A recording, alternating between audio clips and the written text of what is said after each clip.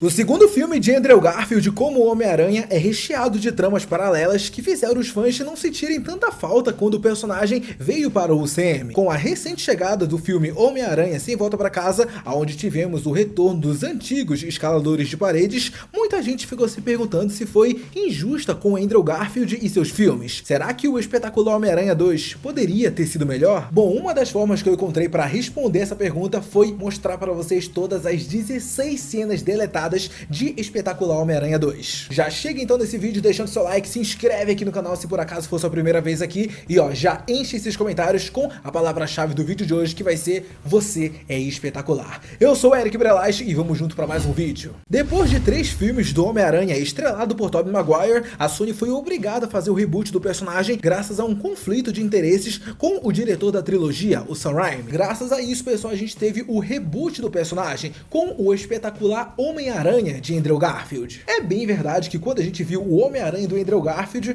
a gente não foi muito com a cara dele. Só que agora, depois de um tempinho e depois de principalmente ver ele no No Way Home, a gente fica com uma certa saudades e até mesmo pedindo um espetacular Homem-Aranha 3. Afinal, a gente tem o espetacular Homem-Aranha 2, mas todo mundo sabe que, cara, não tem um fechamento de arco digno pro personagem dele nesse filme. Uma das principais críticas ao filme é sobre seu roteiro, que encheu ele com subtramas desnecessárias, assim como foi com o Homem-Aranha 3 lá do Tobey Maguire. Só que nada é tão ruim que não possa piorar, né, pessoal? É por isso que a gente vai ver todas as cenas que os produtores preferiram cortar de Espetacular Homem-Aranha 2. Maltratado pela mãe. Um dos personagens mais criticados de Espetacular Homem-Aranha 2, sem dúvida, é o vilão Electro. Além de ter um visual bastante duvidoso na sua forma final, alguns fãs também não conseguiram se conectar com o enredo desse personagem. Entretanto, pessoal, algumas cenas deletadas podem mudar um pouquinho essa nossa visão. Na primeira delas, a gente vê um Max Dillon em sua casa quando uma sobrecarga de energia desliga temporariamente os aparelhos de respiração da sua mãe. Ele rapidamente conserta, mas isso não impede que ela seja extremamente grossa com seu filho. Max tenta lembrar ela do seu aniversário que está chegando, cantarolando no ritmo de parabéns pra você, mas a senhora diz que a música só lembrou ela da voz horrorosa que o seu filho tem. Mais pra frente, a gente ainda teria uma outra cena em que o personagem já teria se transformado em Electro e voltaria à sua casa para descobrir que a mãe dele não só teria voltado a andar, mas também estava ganhando dinheiro com a morte dele. Essa cena deletada, pessoal, aconteceu um pouco antes da batalha do Homem-Aranha contra o Electro na Times Square. E vamos combinar, né, pessoal, que querendo ou não, isso acabaria trazendo um pouco mais de sentido à raiva que ele sente quando ele pensa que o Cabeça de Teia foi mais um que traiu ele. Peter descobre que era vigiado. Durante o filme, vemos o Peter indo até a casa do Harry para visitar o seu amigo logo após ele ter perdido seu pai. O jovem Osborn conta sobre a sua doença e pede para que o Peter ajude ele a encontrar o Homem-Aranha para que ele consiga a cura com o DNA do herói. Só que em uma cena alternativa, pessoal, as coisas seriam um pouquinho diferentes. Nessa cena, veremos o Peter chegando na Oscorp e sendo recebido por Felicia Hart,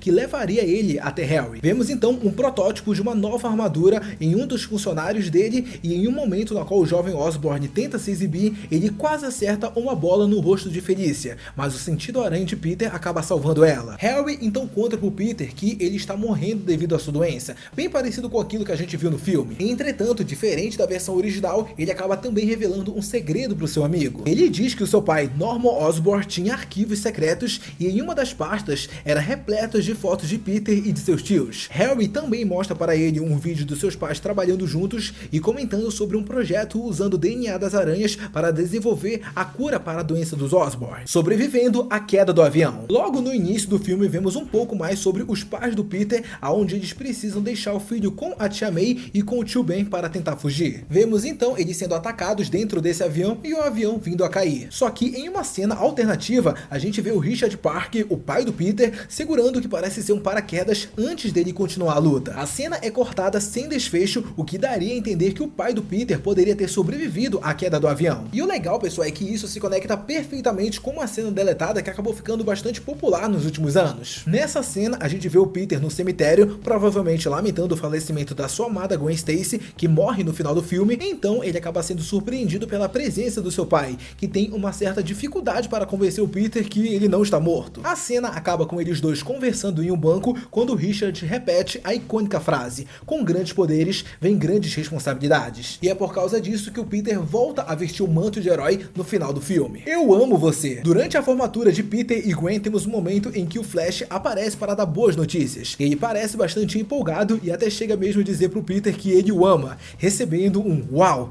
eu também amo você" do nosso protagonista. E sim, parece que a gente acabou de descobrir a inspiração daquela cena icônica do No Way Home, na qual o Andrew Garfield chega pro Tobey e pro Tom e fala: eu amo vocês. Pelo visto, ele aproveitou esse filme para colocar a cena que acabou sendo deletada no filme pessoal dele. A primeira vítima do Electro. Logo após o acidente em que Max Dillon cai naquele aquário e morre, veríamos um funcionário do necrotério sendo pago para cremar o corpo e assim apagar completamente a existência dele para que a Oscorp não fosse responsabilizada. Mas antes disso acontecer, a carga elétrica no corpo de Max o revive e o personagem acaba matando aquele funcionário. Gwen Stacy indo para Londres. Uma das poucas coisas que funcionam perfeitamente dentro de Espetacular Homem-Aranha 1 e de Espetacular Homem-Aranha 2 é o relacionamento do Peter com a Gwen. A Emma Stone junto com o Andrew Garfield formaram uma química perfeita dentro desse filme. Mas infelizmente, pessoal, a gente não teve mais disso, até porque os produtores resolveram cortar algumas cenas. Durante o filme, a Gwen diz pro filme que ela está concorrendo a uma vaga em Oxford, na Inglaterra, com um adolescente. Isso acaba fazendo com que o casal brigue, assim como a gente viu no filme. No entanto, nessa cena deletada, veríamos cada um em seu quarto, olhando suas fotos juntos e claramente sentindo falta um do outro. Uma outra notícia que acabou sendo deletada é o momento em que a Gwen recebe a notícia que ela foi escolhida para a vaga lá em Oxford. A gente veria ela indo até a casa do Peter para falar com ele antes dela ir para o aeroporto, só que ele não estava lá. Ela então pede para que a tia May entregue uma mensagem. Mais tarde, o Peter então chega na casa correndo e é surpreendido por sua tia na porta, que alerta ele sobre a Gwen, que estava viajando para a Inglaterra nesse exato momento e que ele deveria ir até ela, já que a ama. Ele então acaba tomando a decisão que ele viajaria junto com a Gwen. E então a gente teria uma cena com um belo web swing do Homem-Aranha do Andrew Garfield perseguindo o táxi na qual a Gwen estava. Eu vou falar aqui pra vocês que, pelo amor de Deus, é muita cena deletada deles dois juntos. E cara, se tivesse colocado todas as cenas deles dois juntos,